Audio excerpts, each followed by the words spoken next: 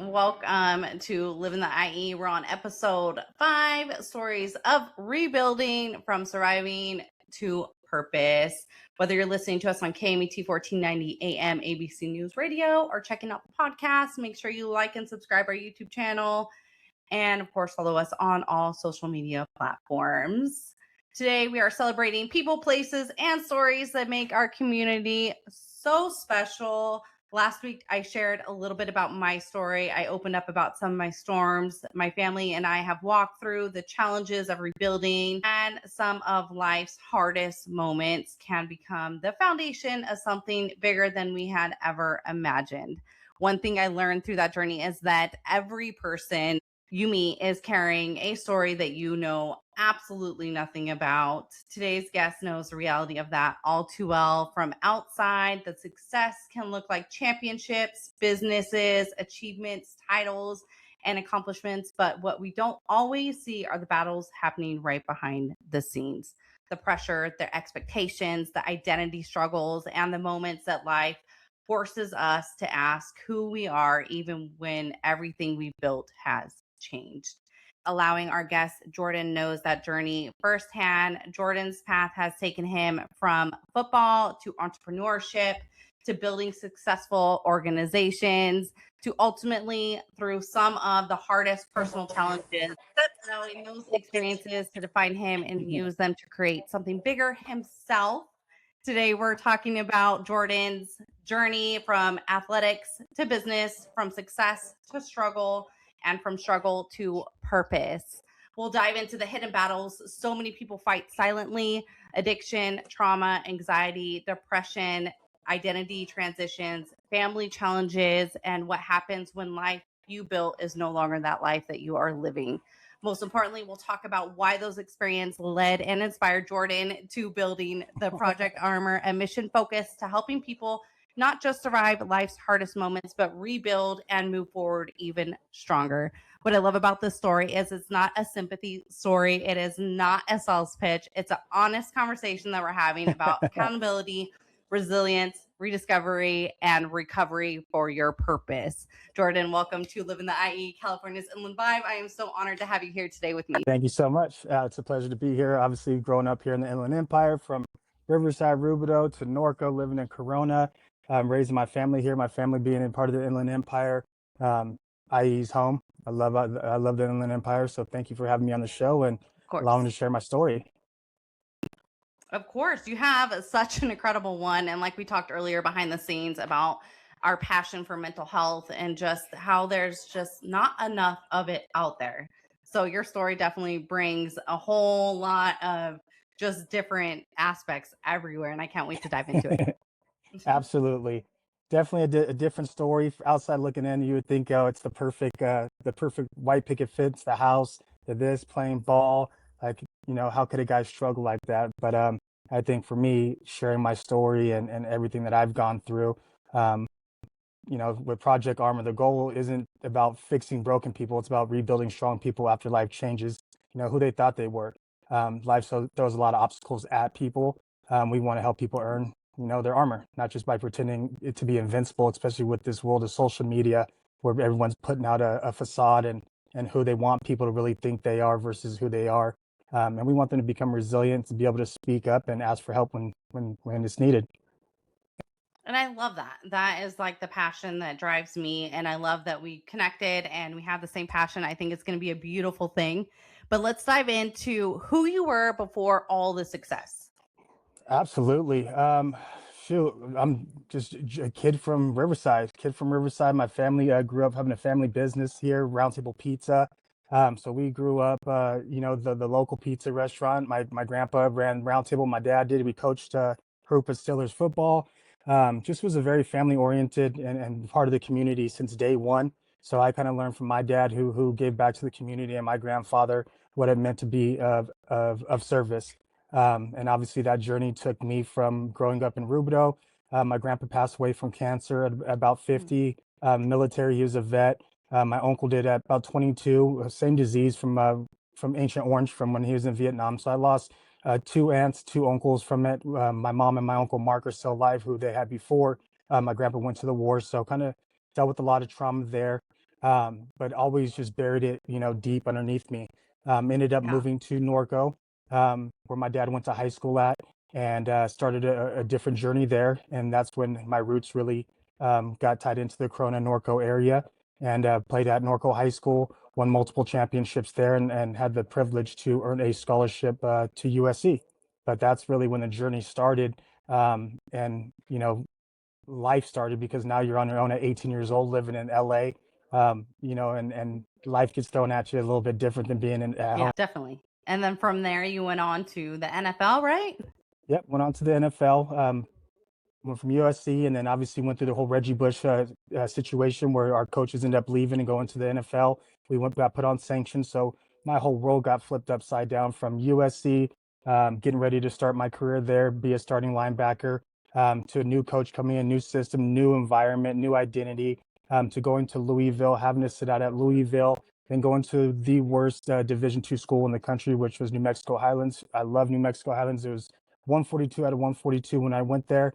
Ended up going there and walking on, going from living in downtown LA in a penthouse suite, winning championships, to living in a freshman dorm at 22 years old, in a twin size bed with a common area shower. Very humbling experience. So when I say I hit rock bottom multiple times throughout my process, every time I came back stronger. Failure definitely built character within me.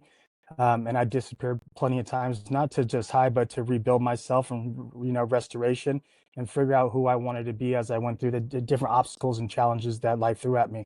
So yes, ended up going through that process, going to 3 different colleges within 6 years, and then throughout that process went to the Bengals. Ended up getting cut on national TV on HBO Hard Knocks. They featured me and my story on there, and then ended up coming home at 24 years old, and I had a $10,000 signing bonus, and I took that $10,000, and I could either went and spent it on a car or an apartment, but I decided to open my first training facility, which was Winter Circle Athletics. It was a 3,000 square foot warehouse. They kind of hooked us up because it was being used as a storage unit for Goodwill. So they had a bunch of clothes there, and ended up, they asked us, hey, if you guys help us clean everything out, we'll give you guys, a good deal on the lease there. So I ended up taking the $10,000, putting the deposit down on the building, buying used turf, used weights. The community got behind me, and ended up starting Winter Circle Athletics out of a very small. We called it pretty much a garage right here off of 500 Harrington and Corona. Not to cut you off, sorry.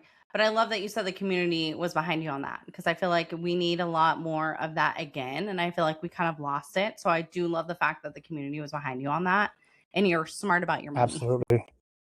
Yeah, for sure. And it was cool. The community was behind me. I was probably the first guy that came back. Um, and started something for the community. A lot of times the guys go to the NFL and they leave, and Yeah. they move to the beach, whatever they do. But for me, my roots were here. I always wanted to come back and start a training facility, start an academy. I was a part of academy. My grandpa started back in early 2000, so I kind of already knew what I wanted to do. It just happened a lot sooner than I thought, with a lot less money than I thought. I actually lived in my first facility. So I had an air mattress that was an office. I turned into my pretty much my room. I would train with There the you go. NFL guys in the morning. Yeah, so train with the NFL guys in the morning, then we would train the kids the rest of the day. I thought my NFL career was done, and right after our grand opening, Andy Reid from the Kansas City Chiefs and Eric Bieniemy called me, and I ended up signing a 2-year contract to the Kansas City Chiefs. So by the time I got home, I took the money that I made with the Chiefs, opened up our second location in 2015, which was about 20,000 square feet, and then ended up getting released from them. Went to the Washington Redskins, who signed me.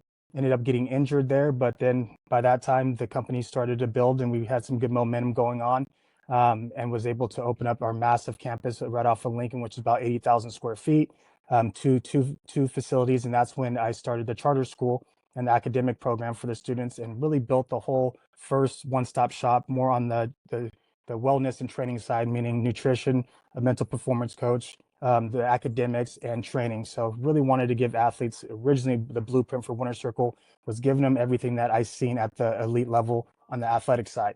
But what I did miss was the other components that I'm going through now. That sounds like, I mean, you had it all figured out. You had it from like top to bottom. So what happened next? I never had it figured out. It was always just taking a But it seemed risk. like you But did, that's what outside looking in, that they right? don't understand what was going on within, and the days where you don't know how you're going to eat, you don't know how you're going to pay your bills, you don't know how your staff's going to get paid. There's a lot of things that at 24, 25, 26, no one taught me, but I believe that God had a plan for me, and I figured that if I show up and I put in the work, the only thing that follows hard work is results. And that's something that I did since I was an undersized linebacker, being 5'10", to being the best in the country, to starting a business with $10,000, and being featured on Forbes and Wall Street Journal from kind of the model that I created. Um, so it was always just really outworking people, and as being a visionary, and blazing my own trail, and really believing in um, the process. And I feel like the process was everything that I went through that I wish I would have had when I went through the process. So everything that kind of I've ever created or I've ever built was something that I felt I was lacking. And if I would have had those resources, or I would have had the help, that I would have made it so much further in my career, which is really why I think, Winter Circle blew up how Winter Circle did. And, we have over 350 athletes in college, in the Olympics, first round baseball players drafted. Carter Bryant drafted first round to the Spurs this year, at 20 years old, to the plethora of guys that we have, in the NFL and college. And it was all just started from, just an idea and a dream and hard work, and a missing piece for the kids. So we were able Yeah, to but fill a void. see what you can say that you did though. Even though success did hide some of it and you were going through those struggles and you made it look beautiful and perfect, you still did a lot of amazing things. But let's talk Thank about you the very much. collapse. Of Yes, course. Let's talk of about the hard course. stuff now. Hard stuff. The hard start part of the process is, you go through this journey, and as being an owner and being a boss, you hire a lot of people that are close to you, your friends, and and as you're going through certain things during COVID, um, when the world got shut down, I built a football field by hand. And it was all over, channel. I was LA Times every day, and the news, HBO, Brian Gumbel covered it, and the amount of pressure and lawsuits and the things that people didn't know that I was really going through on the back end really affected me. And obviously, we For continue to sure. go through that, and we helped a lot of kids throughout that journey and that process. But then, as you grow and you build so fast, I remember one of my mentors said, "It's a beautiful machine that you built, but one day it's going to get too big where it's hard to run." And I think that's kind of what happens. You have people part of your circle who, I've been offered, very large deals to buy the company out and buy me out. And if you can't buy me out, you buy people around me out. So dealt with a lot of abandonment issues with, family, friends. People were in my weddings, obviously going through a divorce, a lot of different things that went through that entire process. And especially, I was able to take a lot of risk in the beginning because I didn't have a son. You don't have much to lose at that point. But once you kind of build the company up to where it was at two locations, one in Orange County, one here in Corona, outside looking in, it looked like there was a lot of growth, but also inside, I was dying. I wasn't enjoying what I was doing anymore. You end up going from it being your passion and being your life and what you really want to do to, is it worth, doing? You start losing friends, you start losing family, you start, losing a lot of things that take that away from, the fulfillment and enjoyment and the reason why you started um, the brand. And that's kind of where I went through that process, and I had to sit back and reinvent myself. I had to rebuild myself and really look at kind of the 12 years of everything that I've gone through and said, what was the missing piece?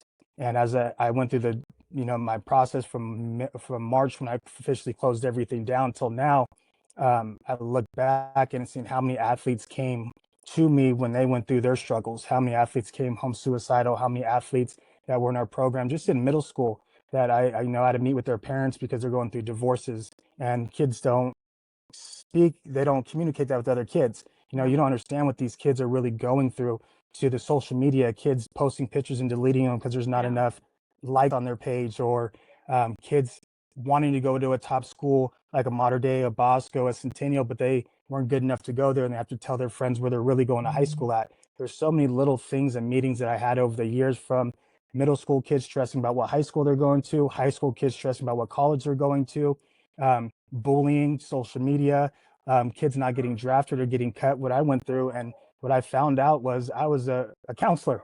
I was a therapist, not knowing it, but I was the first person, no matter what everybody called. And I would, meet with these people. And then when I went through my process, I went to a treatment center, and I was really able to dig deep into kind of what I want to do and go and actually talk about the trauma that I went through in my life for the first time. Because as you go through the process, it's pretty much shut up and dribble, right? That's kind of what you see. Yeah, so pretty much how I got back, and I just realized when I was going through my whole recovery and treatment process, kind of what I wanted to do and what makes me happy and what gives me hope. And I was, talking to my therapist, and as I was building a plan of action of what do I want my life to look like, and I know for me, I gave 100% to football and I was successful. I gave 100% to, the business. I was successful. And for sobriety, I know I got to do the same thing. I have to give 100% to that as well. And, but I also still want to stay in, working with kids. And I know for me, um,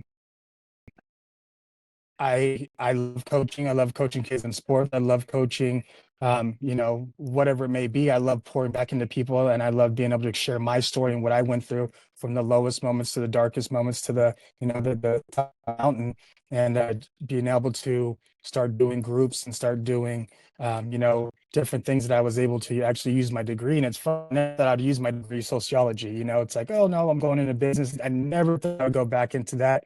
And then, as I started going through this process and doing the certificates and getting hours and things like that, and then really kind of sitting down, it's like, wow, there is a lot more out there than just sports that I'm able to do. And while I was in there, I had several different athletes reach out who didn't get drafted, or were going to college and things like that. And I was able to do Zooms with them.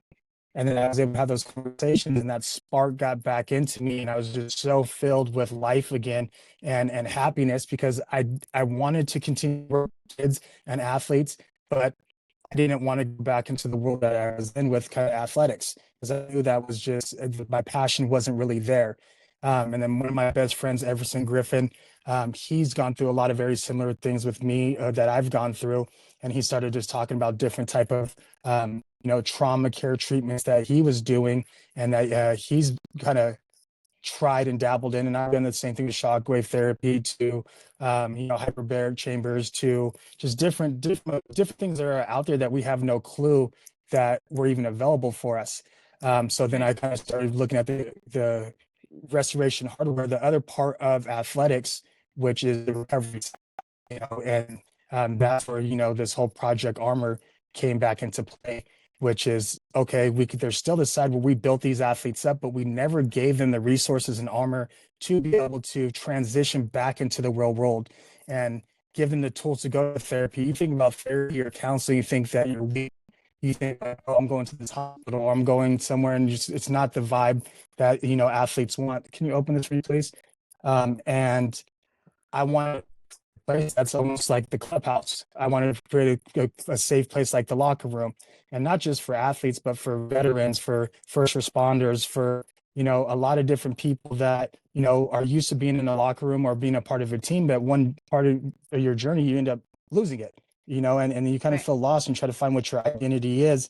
And that's kind of where the Project Armor came in.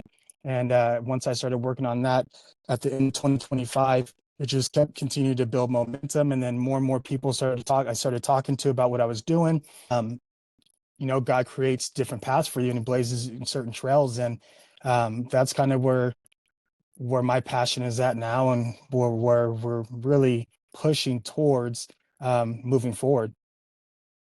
And I love that. We've touched a couple times on that mental health and getting that help that's just right there, that you don't know that is available to you, that so many people honestly truly do need, but they're just too stubborn or whatever to admit to it. One thing that you did say that stuck with me, and I want you to touch on this a little bit, and then we'll go back to, Hmm. the Project Armor and how we can find you and more information. You said strength is not Absolutely. pretending nothing hurts. Like, I love that. Yes. Thank And you. I think a lot of people are so stuck in, they can't admit that they're hurting. Like, they sometimes when I share my story, and like they'll be like, "Wow, how can you actually say that and be so Mhm. vulnerable?" And it's like, "No, because if someone hears my story, is that going to make them open up and think like, "Oh wow, I'm in that same spot?" It gives Yeah. them that comfort of knowing that you're going through the same thing. You're not alone. So I do love your Absolutely. thing that you're starting. And Well, where did you come up with that saying? I want to hear more. Well, since I was 8 years old, I was told, excuse me, don't be this, don't be soft, Mhm. don't do this, don't do that. You're strong, right? They put I have a post. I'm gonna make it. It's duct tape across my mouth that says no voice, and I have a song that I did to it. I had no voice. I was told when to go to class, when to go to meetings, what to do, what to say, how to do it, what to post, what not to post. Like you're told all these different things, and it's like I'm supposed to be this strong person, but no one wants to listen to me, right? So that's kind Right. of for me, it's like it's okay to be strong, but it's also okay to heal and to express yourself. And it took me, 37 years to finally do that. And it's like, why do you have such a hard shell? If you can't show weakness in a locker room, that person wants your job. You can't be vulnerable. If you go tell the coach, hey, I'm having a bad day, it's all right, then go sit on the bench. You're not playing, right? And Right. going back to even the substance abuse, that, kind of going through this process just to show how nasty the world of athletics was. Well, all the freshmen got drug tested when I went on campus as freshmen. Half of our freshman class fell for marijuana. Well, in college back then, Pete Carroll was my coach. What they do, if you do it again, we're sending you home. So what they give me, they go have a meet with the doctor. They gave me Adderall. They gave me Valium. Well, Adderall made me my heart go felt like I was going to blow up on the football field. Valium, I felt like a zombie. So what then you do? Well, alcohol, it's normalized. So then you start drinking. They didn't send me to a counselor to go through the trauma that I went through. They didn't go and send me to a psychologist to really go deeper and utilize different things from neurofeedback to light therapy to meditation rooms to HRV training to cold exposure, saunas, USC has the most resources in the world. It's here, take some pills, shut up, get back on the field so you can produce, so I can get a bigger contract. So when you're, wired like that from a kid, but then when you get older, now you don't have those resources or you don't even know where to go. You've only been wired one way. And when for me, my whole life, the goal was to be the 1%.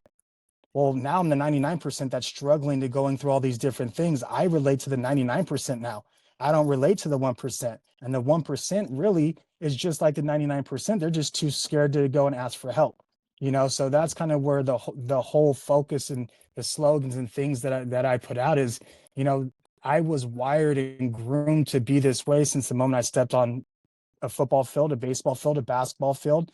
And no one really gave us the tools or even talked about these things until mental performance became big because Kobe Bryant started doing it, right? People started talking about it. And to even go further, now your career is done. What is your identity? Who are you? You're not a football player. Are you a husband? Are you a father?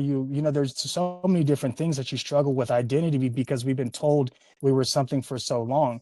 What do you do when you have a kid? What do you do when you go through a divorce? Do you go and I know I talk to people all the time. It's like, well, you went to counseling with your wife. Like my husband would never go. And it's like, why not?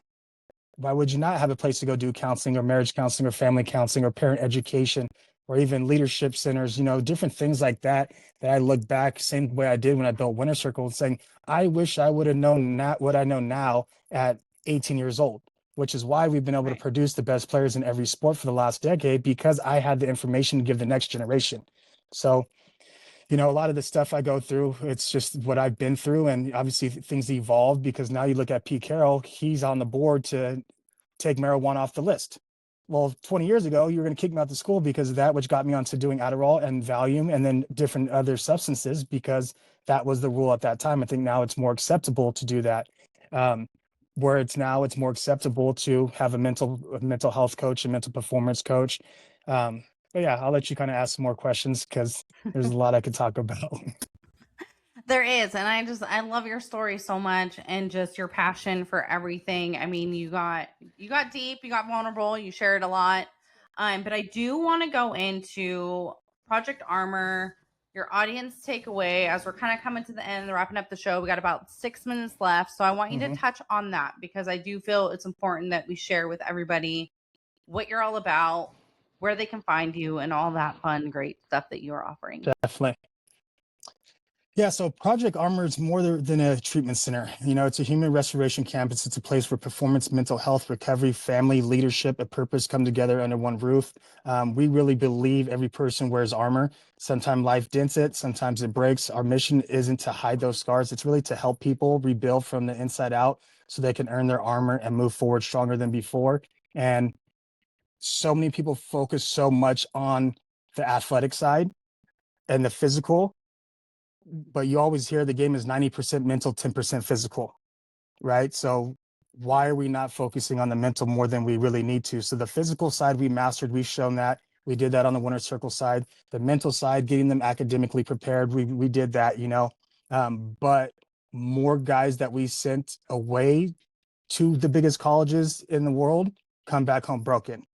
So I want to go and create that place where we're able to do IOP programs, outpatient programs for them. We're able to do family therapy. We're able to do, family gatherings, nutrition education. We're able to do fundraisers and be a part of the community and bring awareness to everybody about what's going on. We want to have an education wing where we have guest speakers, live podcasts, community classes, leadership seminars, for the youth, especially team mental performance, confidence, leadership, social media resilience, bullying, anxiety, college prep, sports psychology. There's so many things that we're going to bring to the table. And I seen it when I just got back from the University of Texas. I took about 15 kids out to Texas, Oklahoma, SMU, these different schools. These colleges are now building those within their athletic and academic centers. For example, Coach Sarkeesian was my coach at USC. He got fired because he was on pills and he was drunk at our alumni event, and he got fired and he had to go away for a little bit. And he went to Alabama. He got rebuilt from within, and now he's the top 5 college coach in the country at the University of Texas. So to have coaches like that I grew up with who sat in my living room go through what I've gone through. Back then, they were more worried about the ball and the check. Now they're preaching this other side of the game because they know how big it is and how important it is. Why am I not doing the same? I could teach you how to Right. lift, I could teach you how to bench, I could teach you how to do those things.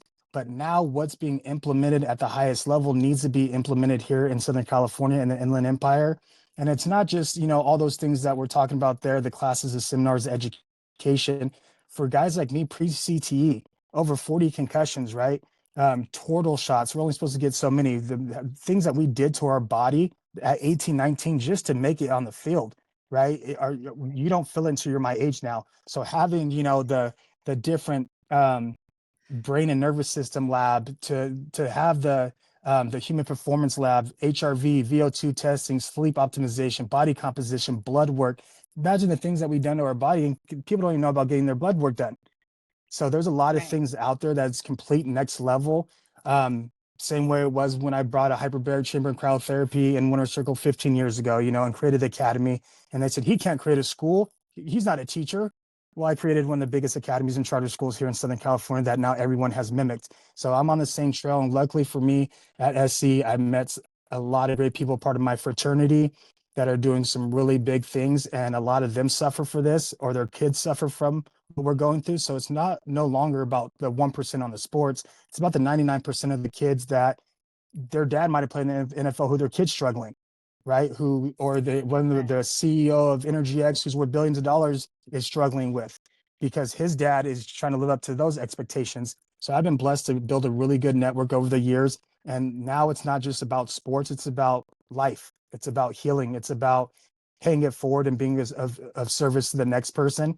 And I think for everybody, at the end of the day, you should want to be able to do that. You should want to leave the next generation better than yours was. And that's kind of my passion. You can hear it in my voice. And I know for a lot of people, I've been getting calls left and right. And I just want everybody to know I'm not getting back to you. I just want your imagination to work for yourself and to just know that the work is being done behind the scene. And when we get this thing rolling here in 2027, it's going to change Southern California the same way Winter Circle Athletics did. But Winter Circle Athletics is done. It's 100% now Project Armor. It's more important to focus on the inner body, the spirit, the mind, than it is to run a fast 40. We could do all of it together. I think both sides of it teaches great skills, it builds character, but we throw away people too often once they can't do anything for us.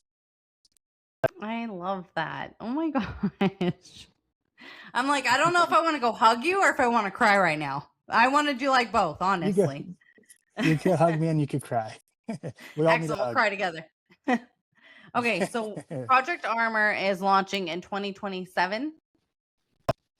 Yes, so we're doing the work Oh, right now. We have to hire the yeah, for MDs, sure. doctors, this, right? So we're getting everything done on that end, and buying out another company that already has the licenses and things like that. So now it's merging the two together, and getting the executive board finalized, and finding the right place to put it, where it's very accessible to everybody. A lot of And I love people, that when we too, started because Winter Circle, Corona was very far for them. right, you're taking the time to really make sure you Yeah, dial in everything, and you're more than or less than halfway away to 2027, if we can believe it already. This year has like, I know it's crazy. So all this right. started So, around oh, December of sorry. 2025. So it's been we've been getting after this since about December 2025, doing the Wow. legwork. So now it's really it's like, okay, we really understand what the mission is, and a lot of people try to, what is it? Is it another Winter Circle? No. Is it a wellness center? Well, what exactly is it? And I think when we created our one-stop shop facility with the charter school, with the recovery center, nutrition store, everything embodied, people still didn't get it. So now it's adding that fourth pillar to what we were missing. We had the three before. Now the fourth one is the final chapter to the book that will change lives. I'm so excited. I can't wait. And I'll for sure blast it everywhere when you start launching everything. Jordan, thank you again for coming on. I know you're super busy, but I just love your passion No that you have for the worries. mental health and just really helping people find their purpose and rediscovering those that are struggling. Absolutely. Thanks so much for having me. I'm looking forward to it, and keep killing it. As we wrap up today's episode, I want to give a huge thank you to Jordan for showing up with his honesty and courage and a whole lot of heart. I know you all felt it too. I also want to thank their incredible sponsors and the community partners who help make these conversations possible, including our friends at Harupa Mountains Discovery Center and Sacred Heart Makers Guild. Thank you for believing in local stories, local voices, and the Inland Empire community, just like Jordan, who is making amazing things happen for all of us. If today's conversation taught us anything, it's this. Struggles don't care about your job title, your trophies, your bank account, your highest reel, or how many people tell you that you have it all together. The battles that people are fighting aren't always visible, and neither is hope. We learned today that you can lose the uniform, the company, the marriage, the identity that you once had, and still discover that life has a purpose. And if you're listening to today and you're carrying something heavy, please hear me on this one. You do not have to carry it by yourself. Our Inland Empire community has felt the weight of a lot of mental health struggles recently, and we've lost a lot far too soon. If you're hurting, overwhelmed, exhausted, or simply tired of pretending that you're okay when you are not, please reach out. Call a friend, call your mom, call a brother, call a person who always answers with, "What up?" and before you even finish saying hello, or you can message me or Jordan and we will be there for you. And if you don't know who to call or text, reach out to 988 Suicide Crisis Lifeline or connect through chat at 988lifeline.org/chat. There is always someone there to listen 24 hours a day, 7 days a week, because asking for help isn't weak, it is human. And around here in the Inland Empire, we take care of our own. So check on your strong friends, check on your quiet friends, check on the friends who say, "I'm fine," just a little too quickly. Send that text, make that call, and invite them for coffee, tacos, or walk around Lake Paris, or go on a Pokemon raid, or whatever excuse to get them out of the house that reminds them that they are not doing life alone. Thank you for joining us for another episode here on Living the IE California Inland Vibe here on KMET 1490 ABC News Radio. Don't forget to like and subscribe to our YouTube channel. Follow us on social media. And if you ever miss an episode, you can listen anytime on all major platforms like iHeart, Spotify, Apple Podcasts. Be kind, be loud about the people you love. Go drink some water or Powerade. Take that sunset photo and say yes to that adventure. But most importantly, take care of yourself and take care of each other. We'll see you next time here on Living the IE, California's Inland Vibe. Bye, IE family.